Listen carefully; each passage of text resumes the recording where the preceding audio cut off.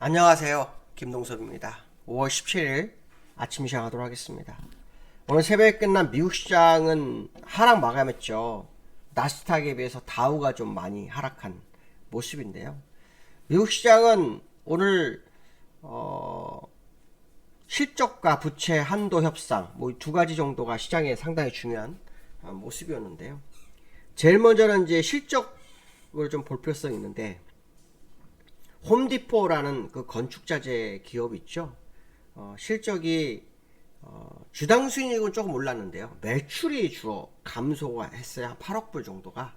그게 좀 영향이 있었고, 미국 시장은 항상 중요한 것 중에 하나 뭐냐면 가이던스를 중요하게 생각하거든요. 근데 향후 전망치가 마이너스 2에서 5% 정도 감소할 거다. 뭐 이런 얘기가 나왔는데요. 이 홈디포는 시장에서 소비 상황이 악화된 거 아니냐, 뭐 이런 식으로 좀 해석하는 상황이다, 이렇게 보시면 될 것 같고요.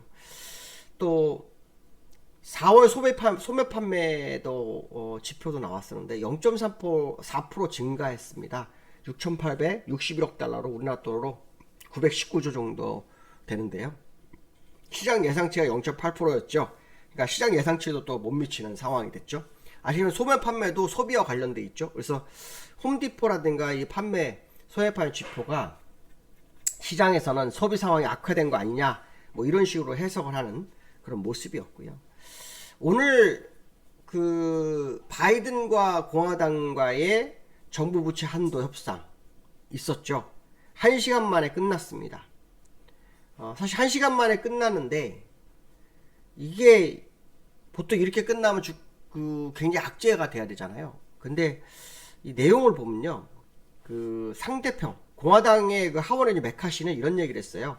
이번 주말까지 협상을 타결하는 게 가능할 것 같다, 뭐 이렇게 얘기했고, 반대편 척 슈머 민주당 상원의원 같은 경우는 대화가 생산적이었다, 굉장히 좋은 얘기를 했어요. 근데 오늘 결과가 없었다는 거 이거죠. 그러니까 결론적으로 말하면 오늘은 실적 부진이 시장에 영향을 좀 많이 미친 거 아니냐, 뭐 그런 해석을 해야 되겠죠. 근데 과거에도 이렇게 해놓고 시간을 연장한 경우가 너무 많아서 사실은 이제 확실한 어떤 아웃라인이 나와야 되는데 그게 지금 나오지 않은 상황이다, 이렇게 보시면 될 것 같고, 바이든 대통령이 G7 뭐 회의에 참석하고 17일 출국을 해요. 그러니까 오늘 출국을 하니까 그 합의를 보고 결정하려면 빨리 돌아와야 되겠죠. 예, 그런 문제. 그래서 어떤 합의가 결정되는지 안 되는지는 이제 주말에 가봐야지 답이 나올 것 같다, 뭐 이런 쪽으로 일단 시장은 딜레이가 된 상황이다, 이렇게 보시면 될 것 같고요. 하지만 제가 어저께 요 근래 말씀드린 것처럼 이 부채 문제는 과거의 확률적인 부분인데, 정말 크게 문제가 된 건 하루에 한 번밖에 없었고요. 나머지는 주가 상승을 막아주는 역할을 정도 했었고요.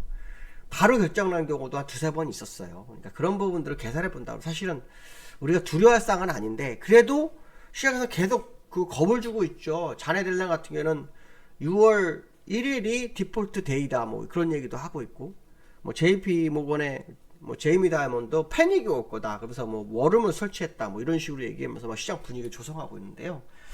솔직히 말하면 뉴스가 100% 마이너스지 않을지는 아무도 알 수가 없어요. 알 수가 없지만 분명한 것은 뭐냐면, 지금 이 상태에서 시간이 딜레이 되면 주가에는 악영향을 미치죠. 그렇지만 그것이 미국 시장을 패닝으로 바꿔가는 그런 상황으로 가지는 잘 안 했던 것 같은데, 어떤지는 한번 지켜봐야 되지 않을까, 이렇게 말씀드리고 싶고요. 그 연준 의원들의 발언이 요즘 계속 있어요. 연준 의원 발언인데 그들은 다 금리 인상 가능성을 제기한 부분이 좀 있는데요. 오늘은 리치몬드 연은 총재인 토마스 바킨의 발언이 있었어요. 이 사람은 인플레가 지속되면은 추가 금리 인상에 장벽이 없다, 이런 얘기를 합니다. 그러니까 무슨 말이에요? 금리 인상이 멈춘 거라고 볼 수는 없다는 거죠. 추가로 금리 인상 가능성을 제기하는 그런 상황이 있었는데요. 이 사람 말 중에 제일 중요한 것은 뭐냐면, 지금 미국 시장에서 얼마 전에 은행권 문제가 좀 있었잖아요. 그래서 금융에 불안함이 있었어요. 근데 그때 뭐 예금보험공사라든가 또 뭐 JP모건 이런 데서 그 인수하고 뭐 이런 과정을 거쳤었잖아요. 그래서 뭐 저축을 전부 다 뭐 완전 보장한다, 뭐 이런 뉴스도 있고 막 그러면서 방어를 했어요. 근데 이제 이 사람이 무슨 얘기를 하냐면, 금융 안정보다는 물가 안정이 우선시돼야 한다.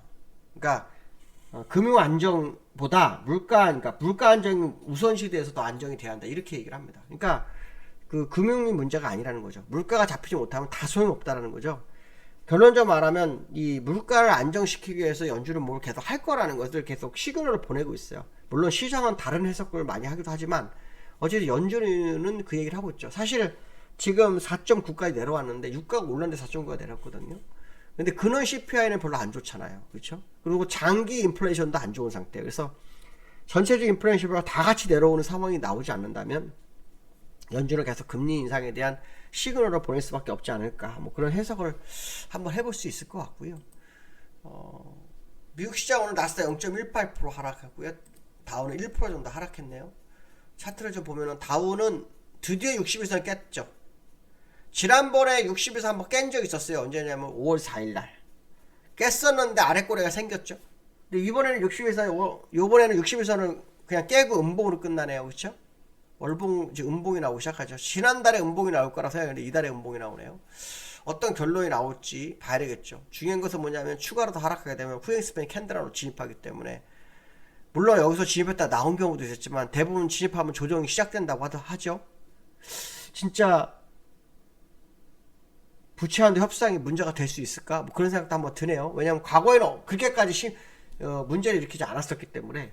물론 패닉이 있었던 적이 있었어요. 그 당시에는 뭐 신용도 강등되면서 그랬었지만 그 외에는 거의 없었기 때문에 사실 저는 너무 과하게 시장의 분위기 조성하는 거 아닌가 뭐 이런 생각을 좀 들기도 하거든요. 근데 다우 기술적 분석으로 보니까 만약에 무너지면 많이 무너질 수도 있겠다 뭐 이런 해석도 되는 그런 모습이 좀 있네요. 나스닥을 좀 볼까요? 나스닥은 약간 올랐다가 오늘 장중한 때 0.3% 올랐다가 0.3% 내렸다가 약보합으로 끝나는 상황이죠. 어제 고점을 돌파하지 못했고요. 그리고 끝난 상황입니다. 사실 나스닥은 월봉 보시면은 뭐 완전히 밑에서 싸움을 하고 있는 거라서 100% 믿기는 좀 어려운 시장의 모습이다. 이렇게 보시면 될 것 같고요. 두 번째로는 노무라 증권에서 한국이 이르면 8월에 금리 인하할 수 있다. 이런 얘기를 합니다. 이게 지금 미국과 우리가 똑같은 상황이 된 거죠. 미국도 지금 연준은 금리 인상을 얘기를 하고 오는데 시장이 금리 인하 얘기를 하는데 우리나라도 지금 이창용 하는 총재는 시기상조다 뭐 이런 언급을 하는데 노무라는 금리 인하 이런 발언을 합니다. 근데 이유가 너무 간단해요. 인플레이션 압력이 완화되고 있기 때문에. 그럼 미국은 벌써 금리 인하 했어야 되죠. 9%에서 내려왔는데. 근데 제가 볼 때는 이게 금리 인하 했을 때 문제가 이런 거죠. 미국이 금리를 멈춘 상태에서 우리나라 금리 인하를 하면 금리 차가 너무 커져버리기 때문에 더 문제가 되지 않을까 싶은 생각이 들거든요. 물론 금리 인하를 하면 외부에 자본이 들어올 거다 해서 뭐 환율이 내려올 거다 이런 계산도 할 수 있겠지만 미국이 금리 인하를 하지 않는 한 우리나라 금리 인하는 약발이 떨어질 확률이 높다는 거죠. 결론적으로 말하면 우리나라 하느니 뭔가를 하려면 미국의 모습을 보고 할 확률이 높다라는 생각을 해보셔야 될 것 같고요. 제가 볼 때는 8월에 금리 인하 될지 안 될지는 누구도 알 수 없지만 인플레이션에서 내려오기 전까지는 조금 기다려보는 게 더 현명한 상황이 아닐까 뭐 이런 해석을 해봐야 될 것 같고요. 그 다음에 세 번째 이달 주식거래가요 31% 감소인데 감수라고 썼네요. 죄송합니다. 감소가 됐다 합니다. 지난달에 평균 1일 거래량이요 12조 원 정도가 됐다고 합니다. 12조 원. 근데 지금은요 이달 5월 들어서는 9조대로 떨어졌다고 합니다. 9조대. 그러니까 31%가 급감했는데요. 이제 급감한까지 좋은데 공매도가 엄청 늘었어요. 하루 평균 공매도가 7천억에 육박하고 있다고 합니다. 거의 거래대금의 거의 10%에 육박하는 상황이죠. 특히 코스타 같은 경우는 76%가 급증했다는 그런 말이 있네요. 그 76%가요 많은 부분이 에코프로 형제로 몰려갔다는 얘기입니다.